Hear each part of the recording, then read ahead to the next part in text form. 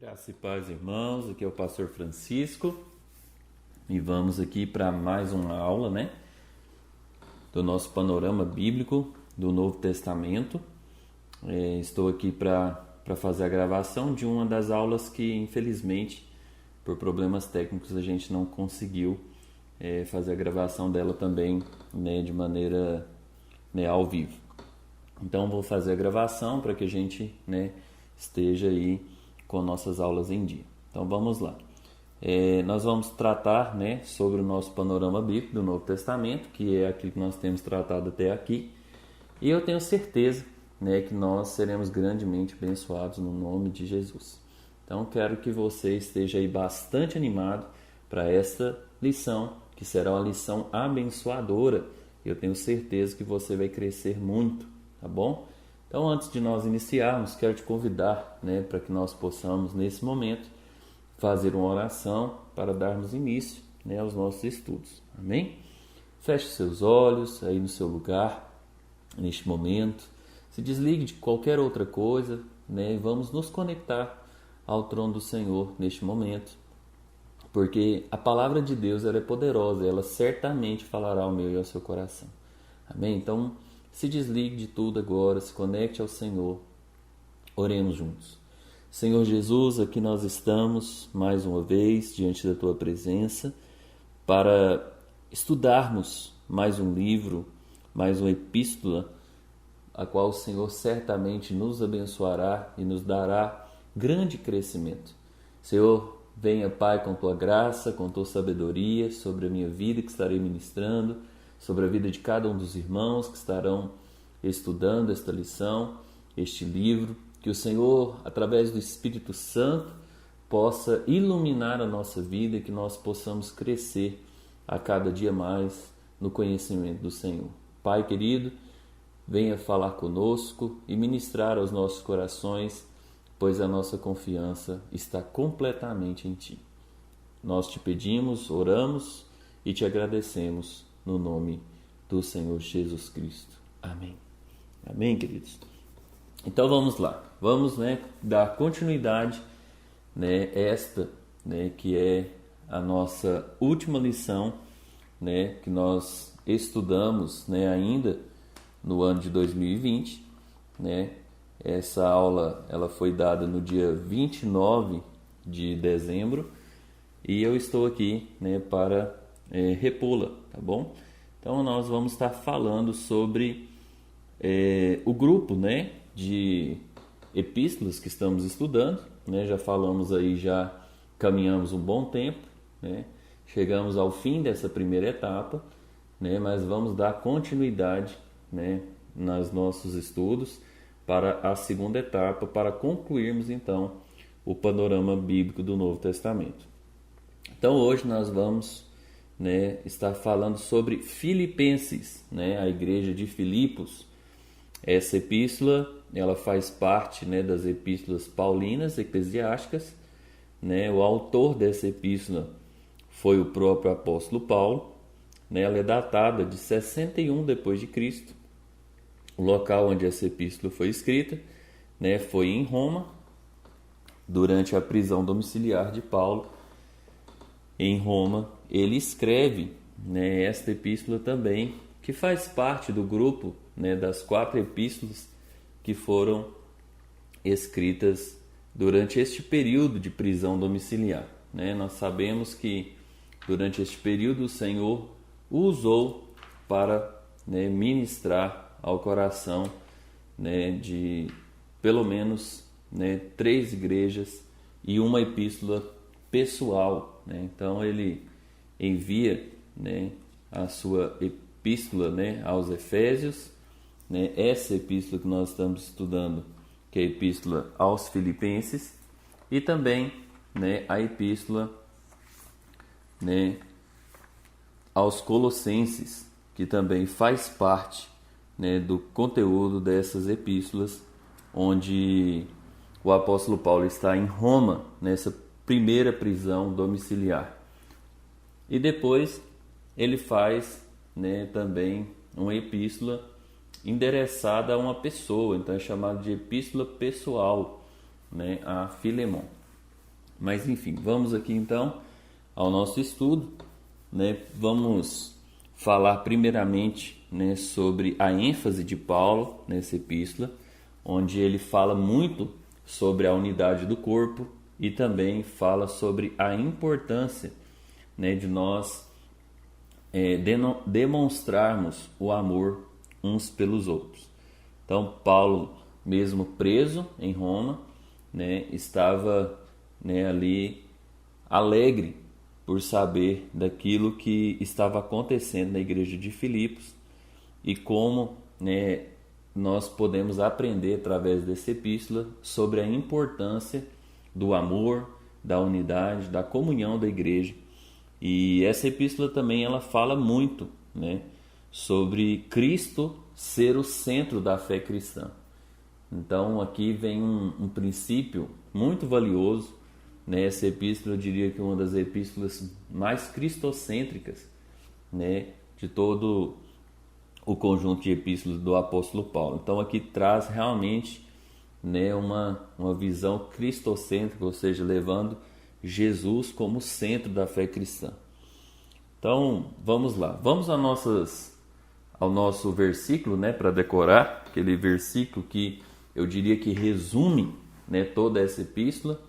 Está lá em Filipenses capítulo 4, versículo também de número 4, que diz assim: alegrai-vos sempre no Senhor.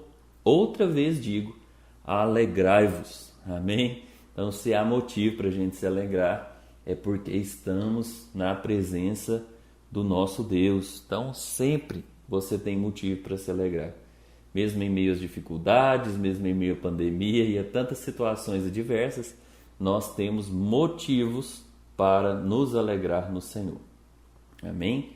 Então vamos, né, caminhar aí e depois eu vou estar postando para os irmãos, né, essas informações básicas que a gente sempre fala aqui, né?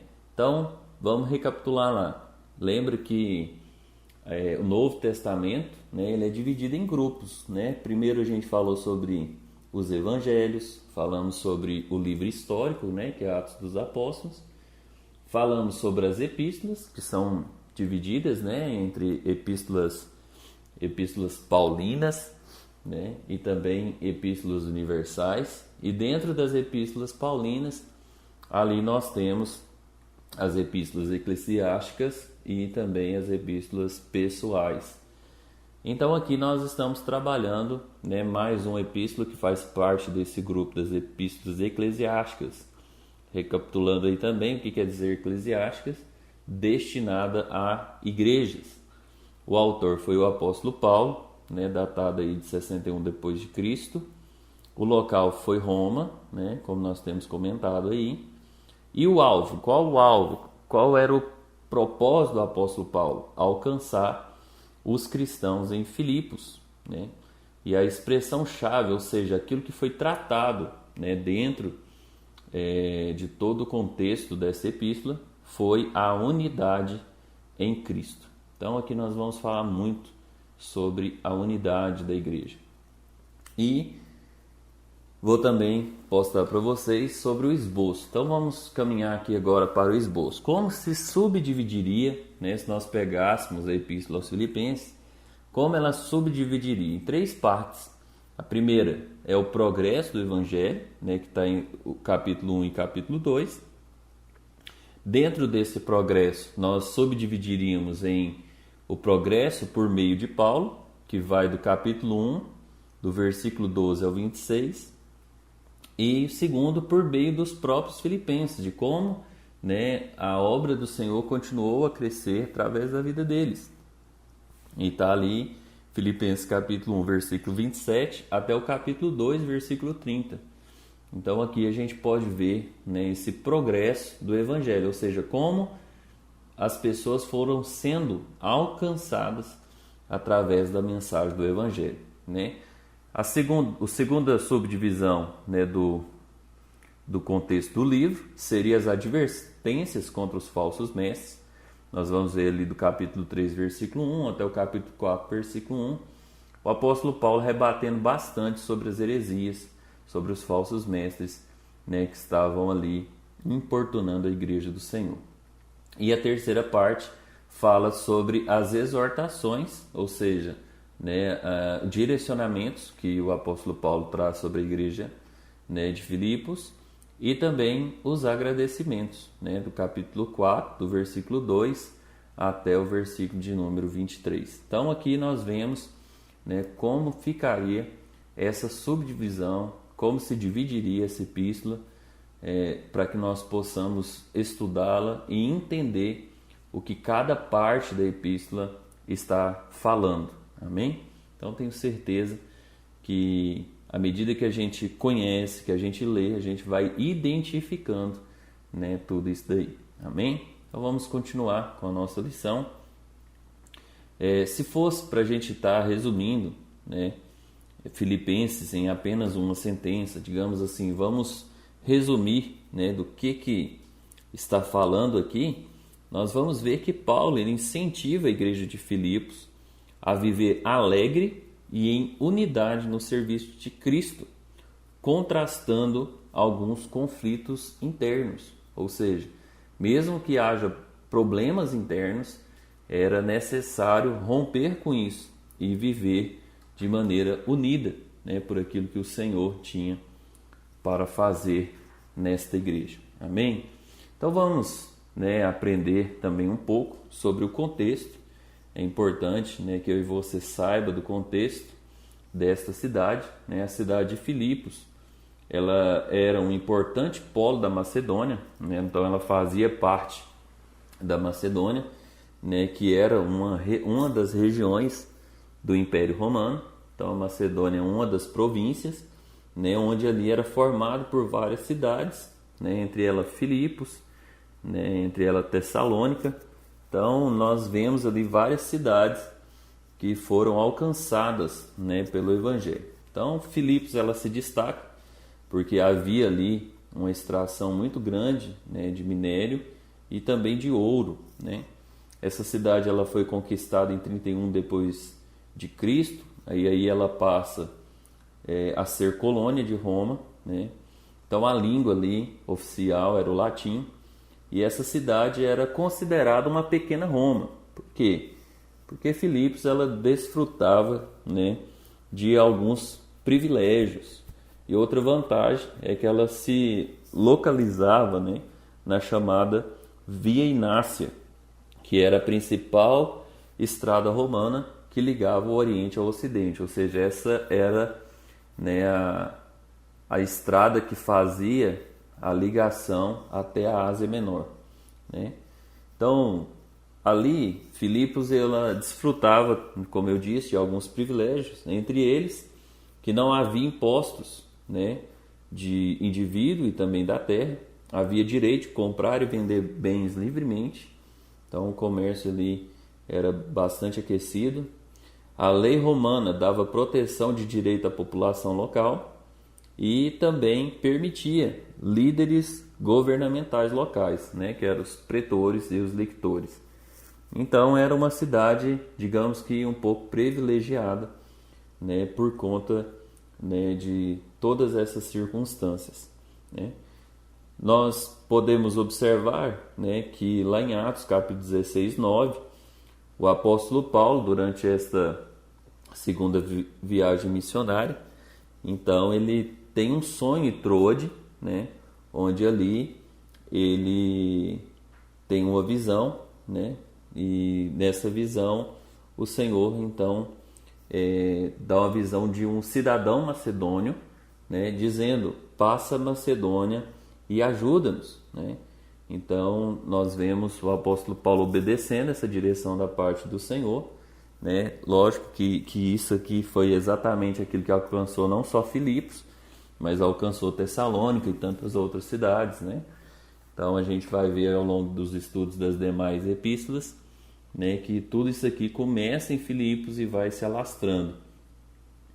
Então ele pregou, né, o primeiro lugar que o apóstolo Paulo prega em Filipos era numa reunião de oração. O apóstolo Paulo chega em Filipos, então ele começa a procurar um lugar onde as pessoas se reuniam, e ali ele descobre, né, um lugar onde as pessoas se reuniam para orar, né? E eram algumas mulheres, né, que se reuniam nesta oração, do qual, né, Lídia se converte, né, Lídia, que era uma vendedora de púrpuras, né, e ela se converte ao Senhor e então também, né, os hospeda em sua casa, né. Então, depois de algum tempo, nós vamos ver, né, também surgir uma oposição a Paulo e Silas, né, onde eles são açoitados e são presos, né, por conta exatamente de ter libertado, né, uma jovem possuída de um espírito de adivinhação. E nós vamos ver, né, que essa perseguição causa, né, a prisão dos dois e também um grande sinal, né, da parte do Senhor, porque enquanto eles adoravam e louvavam ao Senhor, houve um grande terremoto, né, e ali houve a conversão, né, não só de Lídia, não só daquela moça que foi liberta, mas também a conversão do carcereiro, de toda a sua família, porque eles também trouxeram, né, o Evangelho, a palavra de salvação sobre a vida daquele homem, né? Então, como nós temos dito aí, né, o caráter da epístola, né, o caráter dessa epístola é realmente uma carta, né, que fala muito sobre gratidão, que fala muito sobre alegria, sobre regozijo, sobre como nós podemos nos alegrar, né? Então, são termos que aparecem de maneira frequente nessa epístola, né? Foi uma epístola que foi escrita de maneira informal, né, sem um plano lógico, ou seja, até aqui a gente tem estudado as epístolas do apóstolo Paulo e a gente tem visto, né, que cada epístola, às vezes, ela vem dentro de um plano lógico, de uma ordem, né, mas aqui não, ele traz uma epístola de maneira informal para expressar realmente essa gratidão, né, essa unidade, esse amor, essa alegria, esse regozijo, né? Então ela é uma expressão espontânea, né, de amor e gratidão. E aí a gente vai ver, né, que Epafrodito, né, esse homem de um nome tão lindo, né, havia trazido a ajuda, né, dos filipenses ao apóstolo Paulo, e ele já estava para retornar, né, então para sua casa, né, então surge essa grande oportunidade para que ele vá e leve também essa carta de agradecimento. Então essa epístola realmente vem, né, para registrar, né, essa gratidão do apóstolo Paulo por esta igreja. Mas nela também estão registradas, né, eu diria que uma das afirmações mais lindas e mais profundas a respeito de Jesus, né? Eu queria que você abrisse sua Bíblia aí agora, lá em Filipenses capítulo 2, nós vamos ler aí do versículo 5 ao versículo 11. E o apóstolo Paulo vai dizer assim: tende em vós o mesmo sentimento que houve também em Cristo Jesus, pois ele, subsistindo em forma de Deus, não julgou como usurpação ser igual a Deus. Antes, a si mesmo se esvaziou, assumindo a forma de servo, tornando-se em semelhança de homens, e reconhecido em figura humana. A si mesmo se humilhou, tornando-se obediente até a morte de cruz. Pelo que também Deus o exaltou sobremaneira, e lhe deu o nome que está acima de todo nome, para que o nome de Jesus se dobre todo o joelho, nos céus, na terra e debaixo da terra, e toda língua confesse que Jesus Cristo é o Senhor, para a glória de Deus Pai. Então, preste atenção, né, nessa declaração. Olha que declaração linda. Mesmo Jesus, né, sendo Deus, mesmo Jesus, né, tendo toda a sua divindade, né, ele não se julgou ser maior, né, mas pelo contrário, nos mostra um exemplo, né, de humildade. Então aqui o apóstolo Paulo vai falar demais sobre isso, né, e como, né, nós precisamos entender isso, né? Então, que nós possamos compreender a importância. Então, a semelhança, né, do que o apóstolo Paulo escreve aqui aos Filipenses, nós precisamos ter muita alegria para servir ao Senhor Jesus, porque aquilo que Ele fez por mim e por você, né, é muito grandioso, né? Então, nós vamos passar agora para o conteúdo e aqui nós vamos aprender, né, alguns fatores bem específicos, né? E vou também estar passando para os irmãos um esboço prático dessa epístola, como que ela se dividiria de maneira muito prática, né? Uma epístola tão pequena, apenas 4 capítulos, e como nós podemos aqui identificar, né, essas situações tão maravilhosas. Então aqui faz uma pergunta: quem Jesus é? Em Filipenses capítulo 1, o apóstolo Paulo vai dizer que Jesus é a nossa vida. No capítulo 2 ele vai dizer que Jesus é o nosso padrão, ou seja, o padrão a ser seguido, né? O texto que nós acabamos de ler fala muito sobre isso, sobre Jesus ser o padrão. No capítulo 3 fala sobre Jesus ser o nosso alvo, né? Esquecendo-me das coisas que para trás fico, né? Avanço para as que estão diante de mim, né? Por quê? Porque Jesus é o nosso alvo. A nossa força e suficiência, no capítulo 4 fala isso, né? Quem Jesus é? Nossa força e suficiência, ou seja, o Senhor é suficiente para a nossa vida. E faz uma pergunta: quais os sentimentos de Cristo em nós?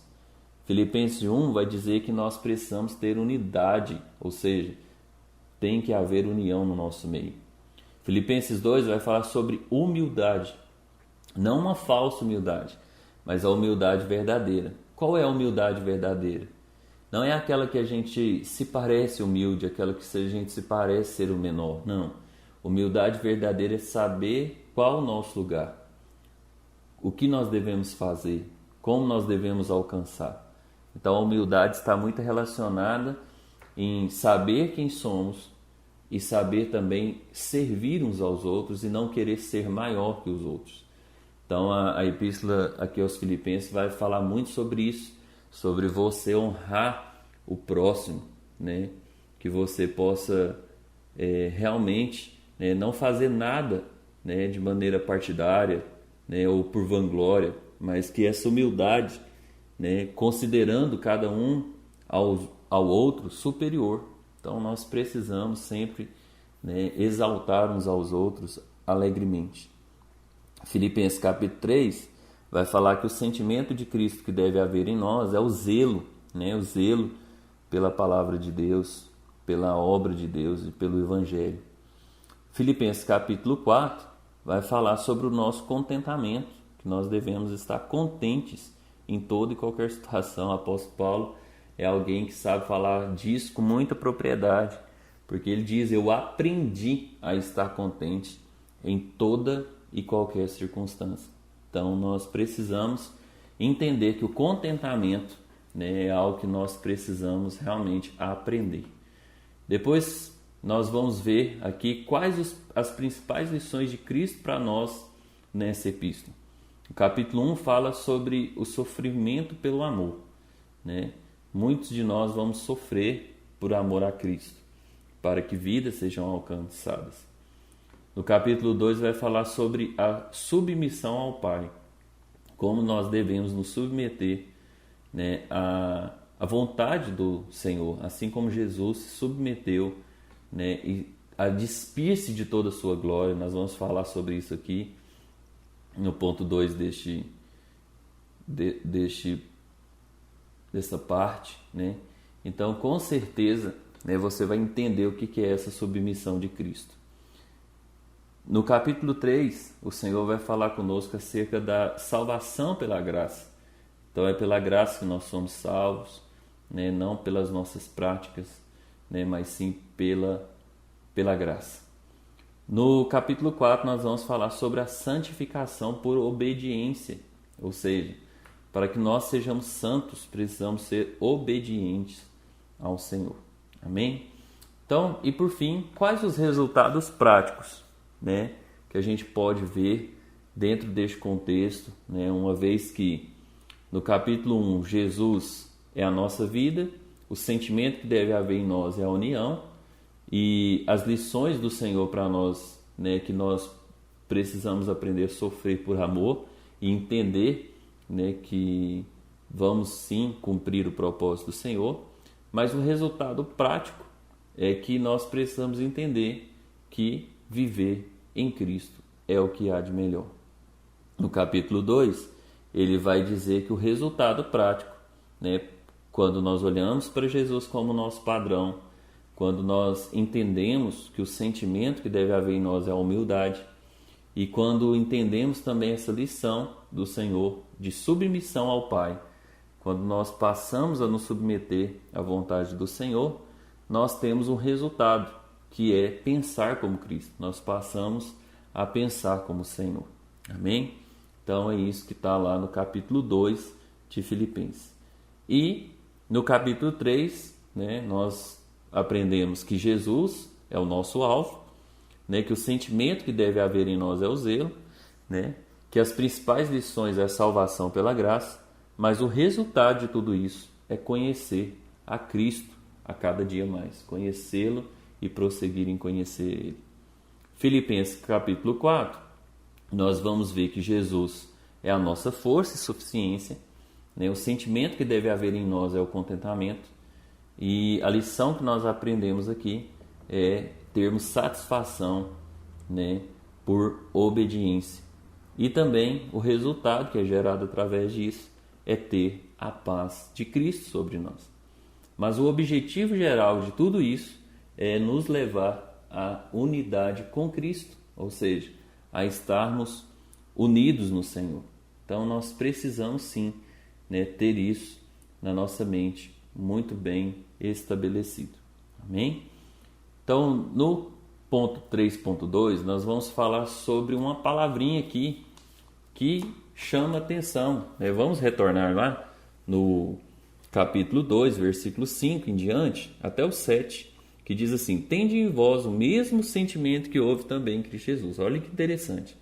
Está falando para que nós tenhamos este mesmo sentimento, né, que houve em Cristo Jesus. Pois ele, subsistindo em forma de Deus, ou seja, ele sendo o próprio Deus, não julgou com usurpação o ser igual a Deus. Antes, a si mesmo se esvaziou. Essa palavra esvaziou, no original grego, ela significa kenosis, né? Ou seja, é um esvaziamento total, né? Ou seja, o Senhor, ele esvaziou-se ao ponto, né, de... Não quer dizer que aqui Jesus anulou, né, a sua divindade, né? Quer dizer que ele abriu mão da manifestação da sua natureza divina. Então o Senhor, ele abre mão, né, da sua glória, né, de todo o seu esplendor e o seu poder, para entrar dentro do nosso plano e vencer todas as batalhas por mim e por você, né? Então aqui nós aprendemos, né? Então o apóstolo Paulo, ele está, né, nos estimulando, nós como igreja possamos compreender quem Jesus é, esse Deus Todo-Poderoso, que mesmo sendo Deus, ele não, né, de maneira nenhuma se julgou como usurpação ser igual a Deus. Mas no versículo 7 nós vamos ver: antes a si mesmo se esvaziou, assumindo a forma de servo, ou seja, se tornando, né, tornando-se em semelhança de homens e reconhecido em figura humana, e a si mesmo se humilhou, tornando-se obediente até a morte e morte de cruz. Ou seja, Jesus está nos ensinando muito aqui. E por que o apóstolo Paulo está falando sobre isso, amados? Porque havia um problema interno ali nessa igreja. Como toda igreja, né, ali havia alguns problemas internos. Que problemas eram esses? Orgulho, ambição, vaidade, discórdia. Ou seja, para que pudesse tratar todo sentimento de orgulho. Por quê?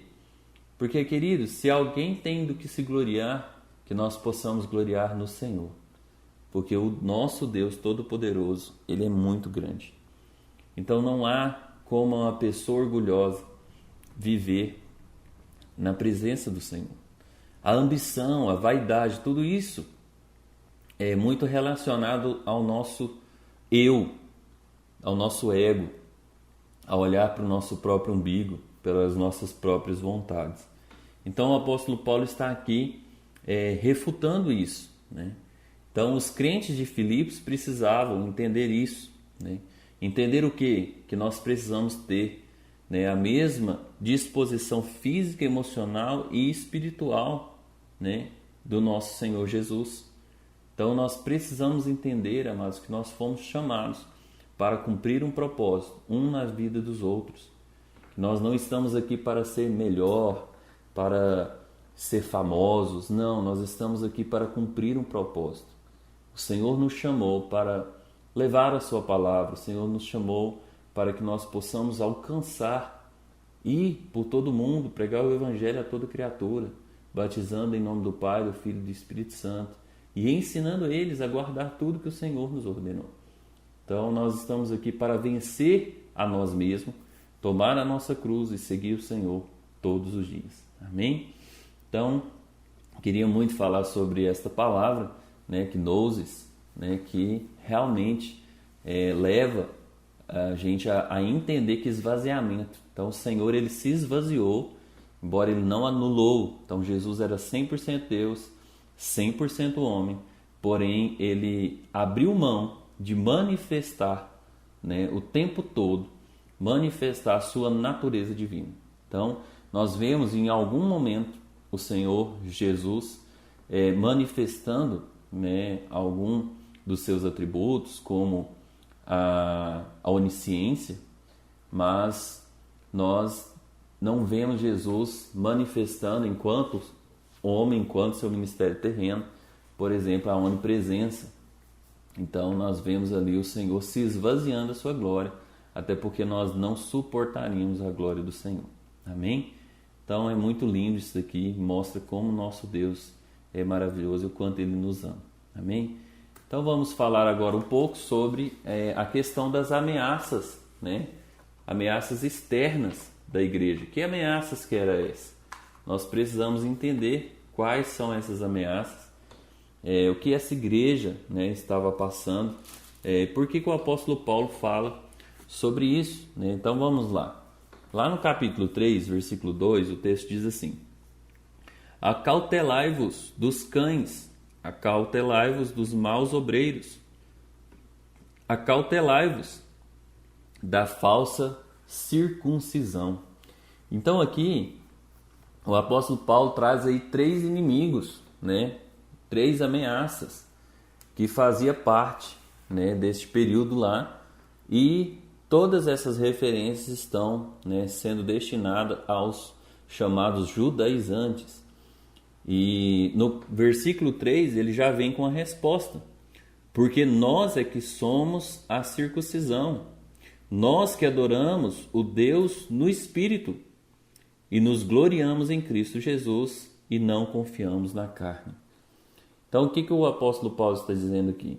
Porque os judaizantes era uma seita judaica que ela dizia o seguinte: para que a pessoa, né, a pessoa que uma vez ela se convertesse ao Senhor Jesus, não bastava apenas crer pela fé. Ele não era salvo somente pela fé. Ele precisava também cumprir a lei. Então eles faziam com que as pessoas viessem a cumprir, né, toda a lei, né, do Antigo Testamento. Ou seja, as pessoas precisavam passar pela circuncisão, e isso fazia com que Jesus não fosse a suficiência da salvação. Então ali nós vemos uma quebra, né, uma doutrina realmente, né, completamente distorcida do que é o Evangelho do Senhor.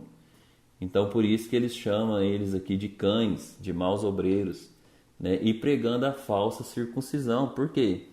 Porque nós nos gloriamos em Cristo, nós adoramos ao Senhor no Espírito e nós somos a própria circuncisão. O Senhor fez uma nova aliança, né, com a igreja, com o povo de Deus. Então isso é algo que realmente vinha para tentar tirar a paz daquele tempo. E os outros inimigos externos, né, que essa igreja enfrentava eram os gentios libertinos. Olha lá no capítulo 3, versículo 18 e 19, o apóstolo Paulo vai dizer assim, ó: pois muitos andam entre nós, dos quais repetidas vezes eu vos dizia e agora vos digo até chorando, que são inimigos da cruz. O destino deles é a perdição, o Deus deles é o seu ventre, e a glória deles está na sua infâmia, visto que só se preocupam com as coisas terrenas. Então aqui ele está falando sobre nessa libertinagem que havia no meio dos gentios, onde ali eles eram completamente inimigos da cruz. O que quer dizer isso, queridos? Que essas pessoas, né, elas não estão nem aí para aquilo que Jesus fez. Quando nós observamos isso aqui, são pessoas que olham, né, se preocupam só com as coisas dessa terra. Eu achei muito forte, né, quando o apóstolo Paulo, ele diz aqui que eles agem, né, como, olha só, o destino deles é a perdição, o Deus deles é o seu ventre. Ou seja, olhando, né, a famosa ditado aí que a gente diz, olhar para o próprio umbigo, ou seja, a pessoa está ali olhando só para a sua vontade, né, está se preocupando só com consigo mesmo. E eu te faço essa pergunta, será que nós temos vivido em um tempo assim? Então, amados, é importante que nós venhamos lutar contra isso, porque esse tipo de sentimento não pode ter no nosso meio, não pode existir no nosso meio. E quando nós entendemos isso, nós passamos a viver o melhor do Senhor. E aí lá no versículo 20, né, o apóstolo Paulo vai dizer: pois a nossa pátria está nos céus, de onde também aguardamos o Salvador, o Senhor Jesus Cristo. Ou seja, queridos, nossa pátria está nos céus. Nós não somos cidadãos aqui deste mundo.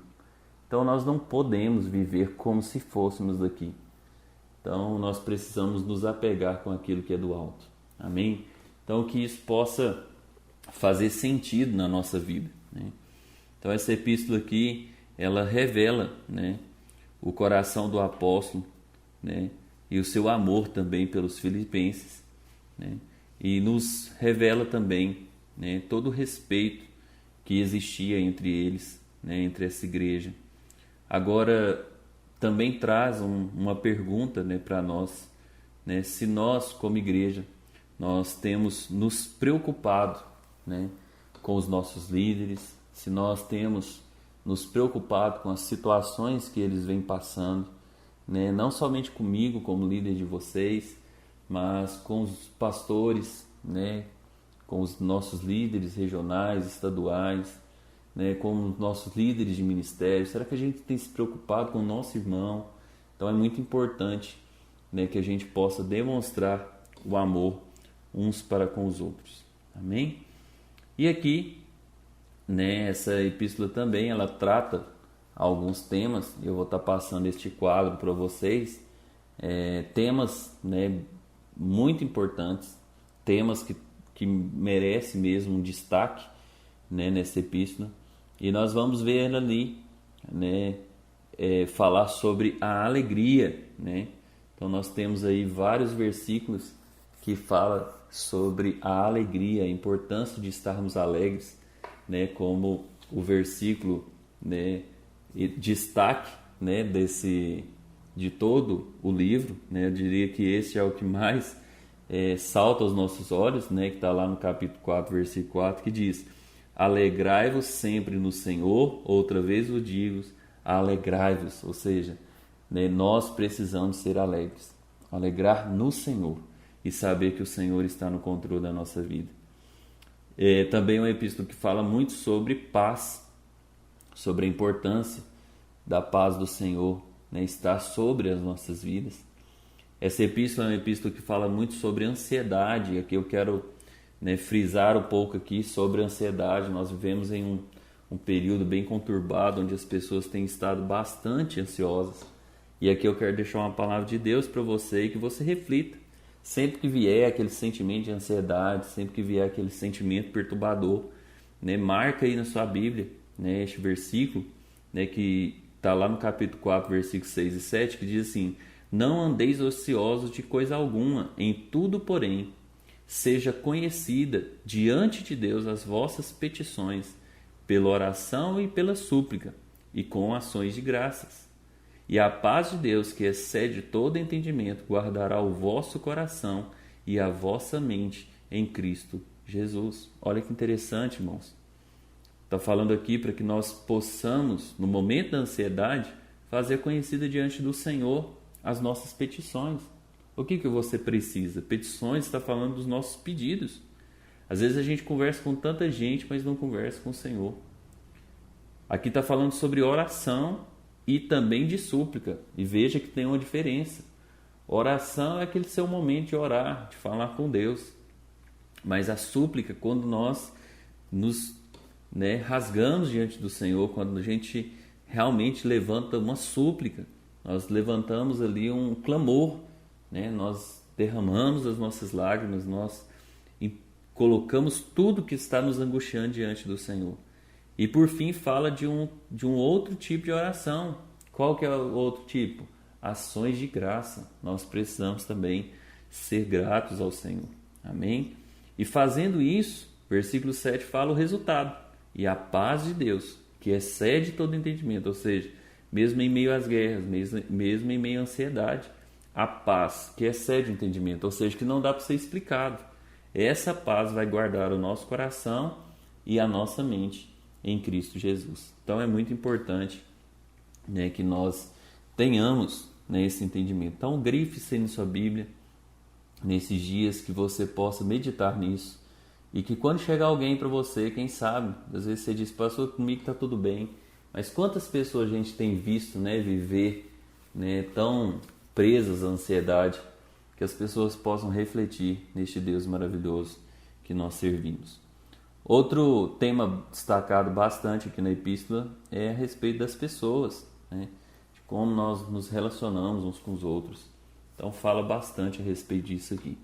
Fala muito sobre os nossos relacionamentos, de como nós devemos nos portar, como é o nosso relacionamento com Deus, como é o nosso relacionamento com as pessoas.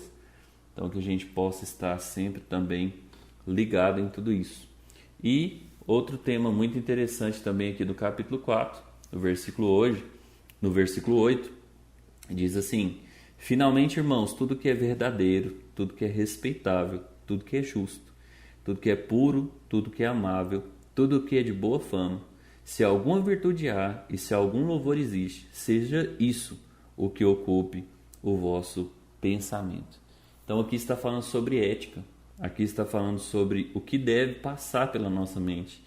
Ou seja, tem que ser verdadeiro. Eu vejo isso aqui como se fosse peneiras. Aquilo que está passando pela sua mente agora é verdadeiro? Aquilo que está passando pela sua mente agora é respeitável? Aquilo que está passando agora pela tua mente é justo? É puro? É amável? É de boa fama? Tem alguma virtude? Tem algum louvor em tudo isso? Então que ocupe sua mente. Mas se em algum momento, se aquilo que está passando sobre a sua mente não é uma verdade, se aquilo que está passando sobre a sua mente não é algo respeitável, não é algo justo, não é algo puro, não é algo amável, querido, descarta isso e passa a viver o melhor do Senhor na sua vida. Então isso aqui realmente também é outro versículo que nós precisamos usar para a nossa prática de fé cristã. E eu tenho certeza que nós cresceremos bastante a cada dia. Então veja que é uma epístola que traz Cristo para a sua centralidade e faz a gente se refletir bastante a respeito de como nós devemos nos portar na presença do Senhor. Amém? Então vamos agora já finalizar, mas antes de finalizar aqui, de concluir, eu queria passar algumas curiosidades interessantes acerca dessa epístola, só para que você entenda por que ela é considerada a epístola da alegria. É porque a palavra alegria ela vai aparecer pelo menos 16 vezes, ou seja, essa carta é considerada a carta mais alegre, a carta mais afetuosa do apóstolo Paulo. Então que nós possamos sempre nos alegrar, sempre que estiver para baixo, quiser estar sendo renovado, que você possa fazer a leitura deste texto e ver o tanto que o Senhor te ama e o que o Senhor fez pela tua vida. Amém? Então nós vemos aqui outra coisa interessante é que a igreja de Filipos foi a primeira igreja plantada na Europa. Então nós estamos aqui falando da primeira igreja alcançada em território europeu. Amém? Então vamos concluir, e tenho certeza que nós seremos grandemente abençoados. Eu quero concluir aqui com você com o nosso versículo-chave, né? O versículo-chave aí da nossa lição, que é: alegrei-vos sempre no Senhor, e outra vez eu te digo, alegrei-vos. Amém? Que nós possamos nos alegrar sempre, não importa a dificuldade. E como o apóstolo Paulo fala lá no capítulo 4, versículo 13, tudo posso naquele que me fortalece. Amém? Que o Senhor possa vir sobre a tua vida, né? Que o nosso Deus, segundo a riqueza da sua glória, venha suprir em Cristo Jesus as nossas necessidades. Assim como supriu a vida do apóstolo Paulo, que ele possa suprir a minha e a sua vida. E que nós possamos entender que a razão da nossa alegria é o Senhor. Então, Filipenses 2,5, nós lemos: tende em vós o mesmo sentimento que houve também em Cristo Jesus. Então, seja alegre e se alegre com aquilo que o Senhor tem feito na tua vida, a maneira como o Senhor tem suprido a sua casa, a sua família, e que nós possamos, dia após dia, crescer em obediência e graça diante do Senhor. Amém? Que o Senhor abençoe. Tenho certeza que você, aprendeu um pouco mais, assim como eu. Que o Senhor possa abençoar grandemente a sua vida, a sua semana, e em nome de Jesus estaremos juntos nas nossas próximas lições para a glória de Deus. Vamos orar? Obrigado, Senhor, por este momento. Obrigado por estarmos aqui na tua presença. Obrigado, ó Deus, por termos a oportunidade de estudar a tua palavra. Obrigado porque a tua palavra nos renova cada dia e nós passamos a viver o melhor do Senhor sobre nós. Pai, perdoa as nossas falhas, os nossos erros e nos ensina todos os dias a viver segundo a tua vontade. Que possamos nos alegrar, assim como este texto fala conosco nessa noite. Que o Senhor possa sempre alegrar o nosso coração e que nós estejamos alegres, porque o Senhor é o motivo da nossa adoração. Obrigado por tudo. Que a graça do Senhor, a comunhão e a consolação do Espírito Santo e o amor de Deus Pai esteja com todos nós, hoje e sempre. Amém. Amém, querido? Que o Senhor te abençoe sua casa, sua família. Tenha uma ótima semana e até a nossa próxima lição, querendo assim o Senhor. Amém? Fique com Deus, graça e paz.